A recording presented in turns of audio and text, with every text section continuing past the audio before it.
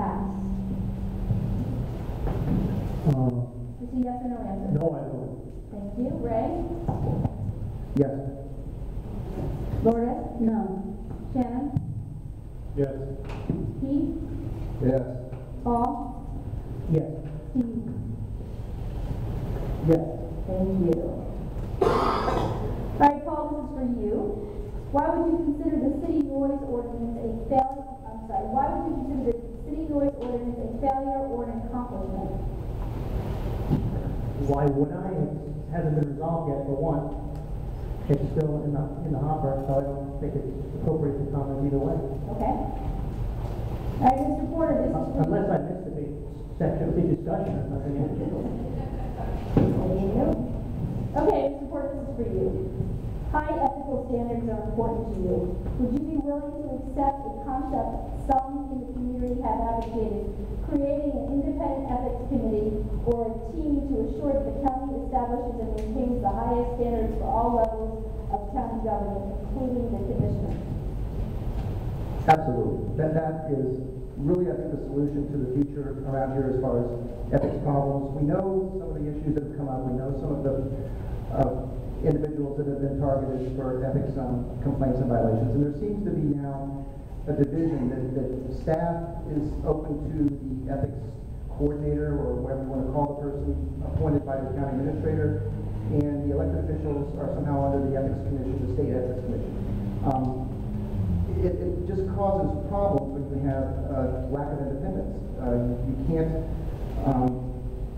really make this work without an independent board, a local board, not that goes up to Tallahassee to solve these problems, where everyone's playing on the same level playing field, that everyone has to be ethical. And these are, again, the ABCs of public service. You've got to be able to trust people to do their job, and you have to, excuse me, obviously that's 30 seconds. And it just makes all the sense in the world. You don't put it on one individual, you don't put it on the administrator to decide how he's going to investigate something. You have an ethics commission. Okay, thank you. Lourdes, this is for you. Bob Rucker knew you for a long time and worked alongside you in civic activities. He pled guilty to attempting to destroy your credibility and try to undermine your potential political career. What about your potential candidacy was a threat to him, enough to drive him to risk those felony charges? Well, I think the biggest problem is Bob did know me for 10 years, and he knew I was ethical and that I can't be bought. He had tried to convince me when we served on the same board to bend the rules for his friends. And I won't name who they are because that wouldn't be fair. But when I wouldn't do that and continue to stand, with firm on my position, he was upset. And so over the years, I'm still surprised that he did what he did in stealing my identity, but I feel it's mostly because he was concerned that if I can't be manipulated by his political machine, then he didn't want me to run for office. And that was a year before I even filed. So I believe that's the reason. He's seen me in action. We served 10 years together. He knew that I will not be corrupted. Okay, Shannon, this is for you. With all the increased population growth, will you push for more beach frontage being added for public use? Yes. That's it? Okay. Just being a minute. All right, thank you. Actually, I have a second one for you. How do you see your role as an elected representative? First of all, lead, listen. Part of it is to be honest and straightforward. Also, to keep an eye on the budget. That's where everything goes on. You want to know where the roads come in, you want to know where development happens at, you want to know why we're building certain things or certain activities go on, it comes on in the budget. And that's what, all you have to do is follow the dollar. Having somebody that's a fiscal hawk is really what's important. And that's where I think my role is to keep an eye on the budget, to keep everybody honest. Thank you. Paul, this is for you. As a strong proponent for an elected mayor for the city, will you push for a change to that same form of government for the county? No. Okay. Okay. Can you elaborate a little bit? You do have another minute. Gosh, there's so many. That's the first time I've ever heard that, by the way. There are so many the county is covered by multiple elected officials. The structure isn't even remotely alike. So, not even remotely. Really? Yeah, like elected sheriff, like, you know, the clerk who's Well, elected, we're like, talking about the commission. well, I'm talking about the government. I'm talking about the entire county government. Okay. Okay, I'll understand on that one. Laura, this is for you. Currently, there are several decades of excess capacity with urban service areas where property taxes pay for our infrastructure and services. What are your views about expanding this area, and given the thousands of units envisioned in the 2050 plan, whether the serious weakening or elimination of fiscal neutrality would be a de facto elimination of this established boundary to prevent sprawl? Can you take up all again? Sure. Currently, there are several decades of excess capacity within the urban service areas where property taxes pay for our infrastructure and services. What are your views about expanding this area, and given the thousands of units envisioned by the 2050 plan, whether the serious weakening or elimination of fiscal neutrality would be the de facto elimination of this established boundary to prevent sprawl? Well, it's true. We have at least more than 20 years worth of inventory coming online. And I think that, you know, everybody knows the rules of supply and demand. And if you have 300% more supply than demand, that affects our property values going forward. And I think we need to have a strong line in making sure that we stop approving developments until we catch up. And if we eliminate fiscal neutrality, we're going to wind up with all these empty homes. Our property values will be low, and in the meantime, our taxes are going to be high, because we're going to have to pay for all the infrastructure put in for all those empty homes. So I think we have to keep the line on fiscal neutrality and the urban service boundary, and we've got to stop approving new development until we catch up. Thank you. All right, another lightning round for all the candidates. Again, it's a yes or no answer. And Ray, I'm going to start with you. By the time you would take office, 2050 will have been gutted. Will you attempt to restore any aspects of the plan? Just yes or no? Yes. Lourdes? Then I'm right. Oh, yes. Shannon? Yes. Pete? Yes. Paul? Repeat that just so I caught all that. Sure, by the I'm time... sure the gutting part. Yeah, well, will you attempt to restore any aspects of the 2050 plan? If That is stuff that's gutted that shouldn't be gutted, absolutely, yeah. Okay. Steve? Yes. John? Well, I like to qualify that, John, just yes or no? it's gonna be no, okay, what? You can't. I'm sorry, I gotta... I can't? Okay. No, I apologize. I gotta stick to the script. Okay, Pete, this question is for you.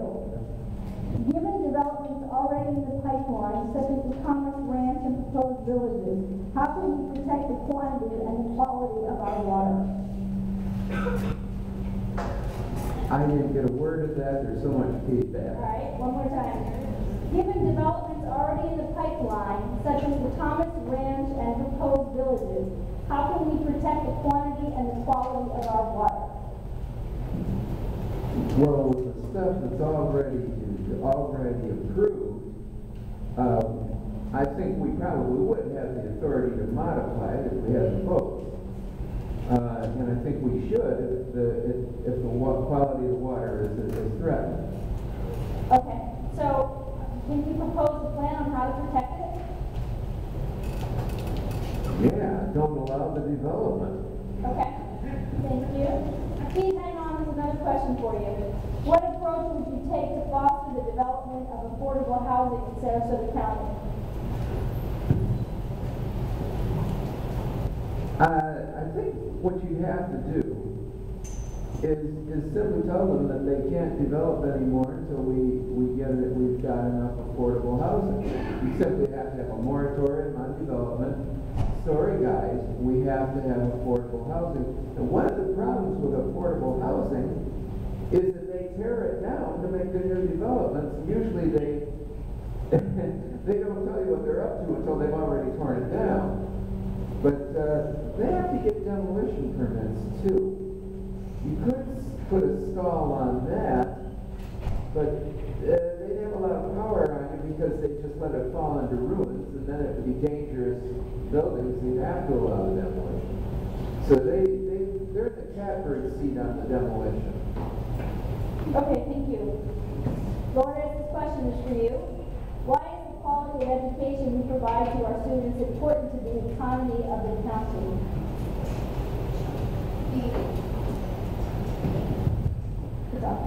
Yeah, they typically turn it off.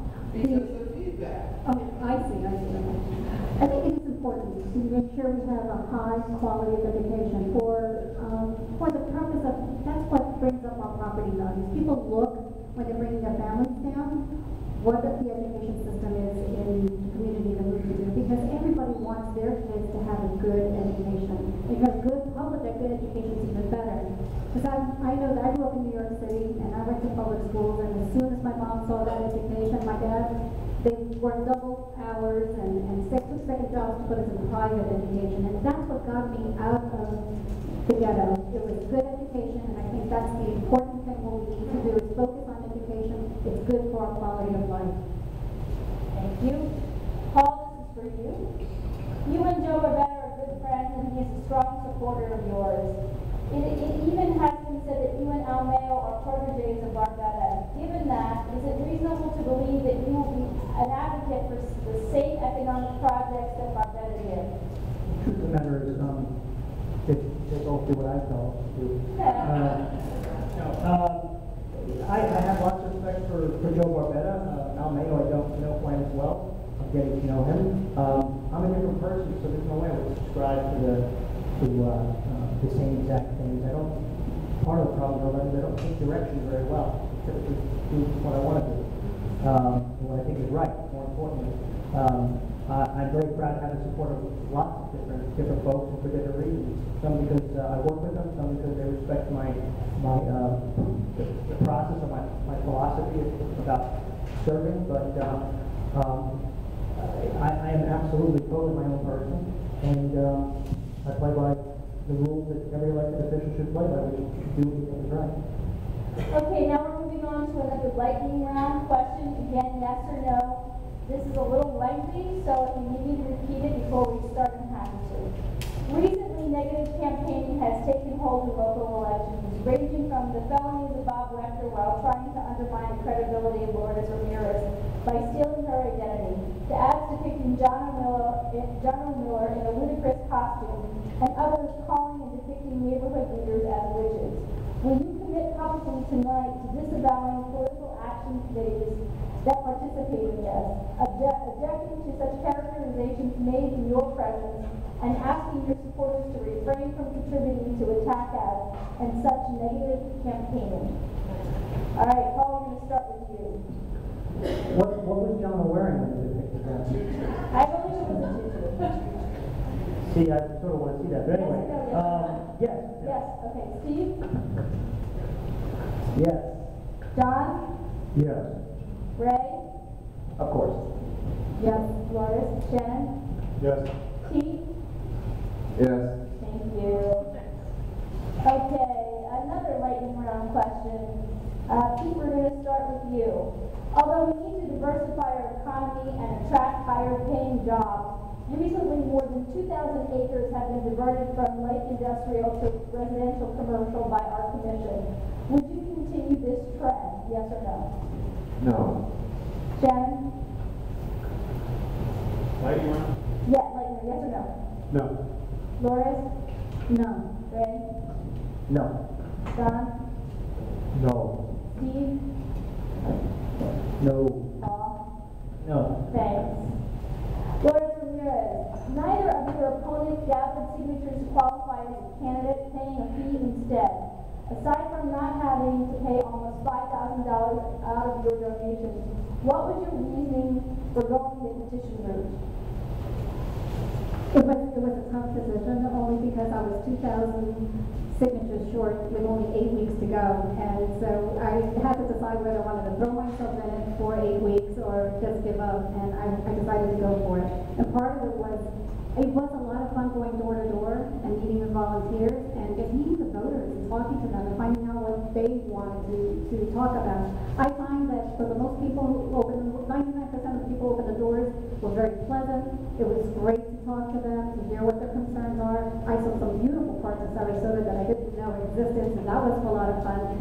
So I guess it was exhausting. I went through a couple of pairs of shoes, and I was very tired at the end, but it was well worth it. Thank you. All right, Ray, this is for you. Interstate highways are a part of the military defense system begun in the 1950s. Since the 1970s, the federal highway agencies have advised local governments to refrain from development near interchanges. With these highways, the establishment of the urban service boundary not only reflected that, but made it economical to develop and maintain infrastructure. Would you consider moving that boundary during the 8 years of 2 terms? Moving the urban service boundary? Yes. In the 8 years? Hadn't really thought about that, but if you think about it, things change. And so I can't say I wouldn't absolutely not push to do that. I mean, 8 years is a long time. I think we do create, in a sense, artificial boundaries. I mean, you look along the coast, you look at the interior of Florida, any state, and you really don't see anything quite like the urban services boundary that we have here. And I'm not criticizing it. It's done a very good job for maintaining the rural character out east. If you've driven out there, it's a very different world. It's like almost 2 worlds. You have the west coast with the tourism and the beaches and so on. You have the east where camels are out there. So I'd really like to protect it, but I can't commit for the full 8 years that we wouldn't move it an inch. I mean, it's just Ray, when you answer your question, can you focus near the 2 interchanges?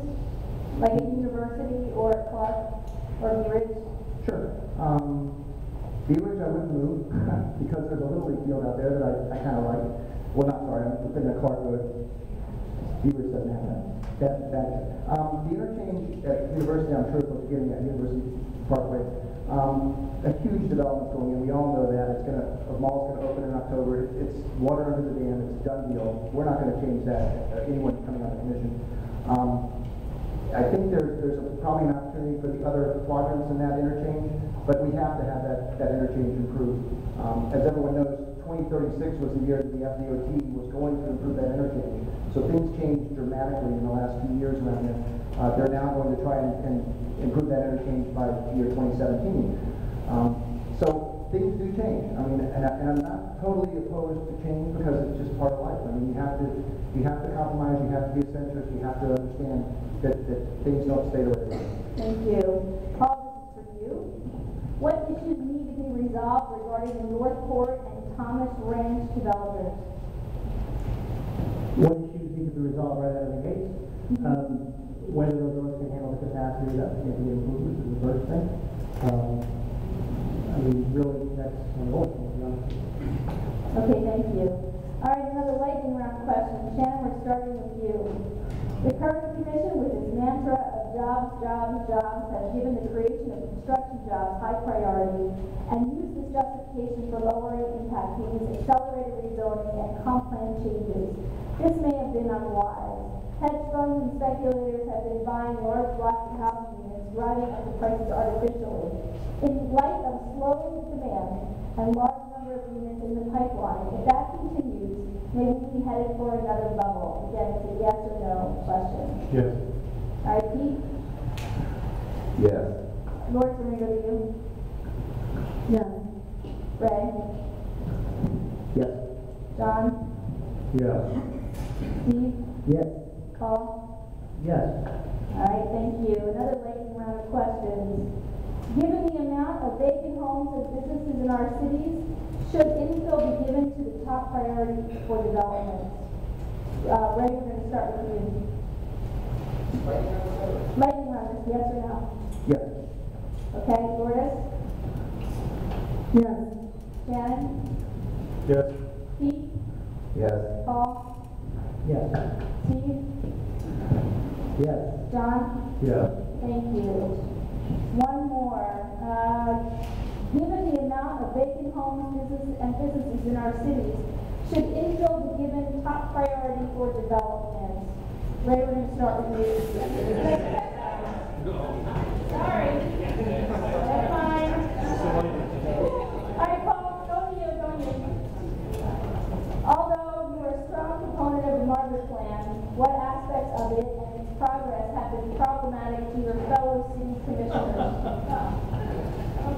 not on the brain, is it?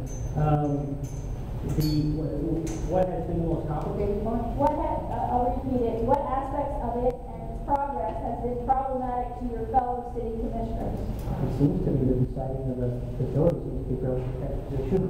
Yeah. Other than that, I don't know what else there is. Okay, thank you. Shannon, this is for you.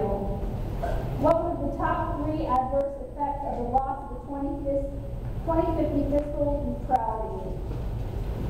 For the top losses of fiscal neutrality, meaning Top 3 adverse effects. top adverse effects, we're going to have increased traffic, we're going to have infrastructure passed on to the taxpayers versus having it paid for the development. And we're also going to have a lower quality of overall water coming back in and heavier traffic in the city.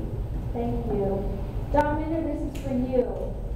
Would you support an increase in public beach access being legislated to align with population growth?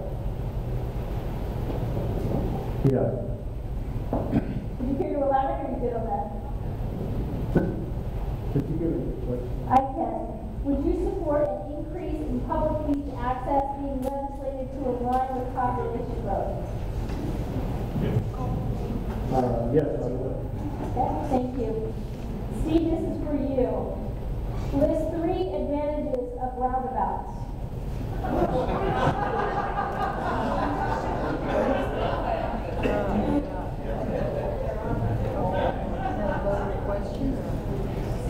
I think the first one is that you have in the middle, you can plant plants there. I think, really, it's serious. And I'm all about urban gardening. I'm about being able to walk through the streets of what is called paradise. And Wikipedia, that's our nickname, paradise. So we should have food growing out of those things and that kind of thing. If we're going to have that kind of space, be able to grow plants, let them be edible. I like meat. Secondly, they're kind of pretty, I guess. Somewhat unique-ish. Not there's a lot of things using them. Beyond that, I think there is a safety measure involved, and maybe we do make for a little more experience in getting down Main Street. Thank you. Shannon, this is for you. Regarding the Margaret planning process, at times you were a proponent and other times you were a critic. What is your current assessment of it, and are you an opponent or an advocate? On overall, I think it's about 75 or 80% just common sense, and I think he was able to articulate that. The negative part I have on it is it coming to our shelter that there's not a control on it, and I think I pretty well articulated that at today's meeting and previous city commission meetings, why I have a reserve on just having just open up to anybody that wants to have us. I think that part of it is that we need to remember one thing: when we go turn around and give anything to anybody, we had to turn around and take it from somebody. And at some point, people have a right to pursue happiness, and we have a